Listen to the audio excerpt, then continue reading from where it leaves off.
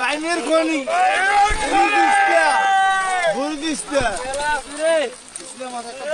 দেখছেন কঞ্চির বোঝার ভেতর থেকে বাইন মাছ, চিংড়ি মাছ, ট্যাংরা মাছ, বিভিন্ন ধরনের মাছ বেরিয়ে আসছে।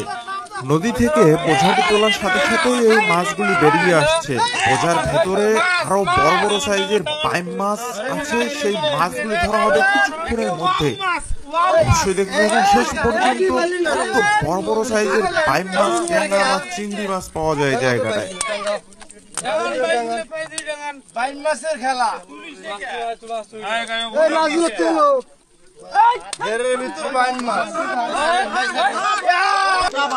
আল্লাহ রিজিকের মালিকই বহুত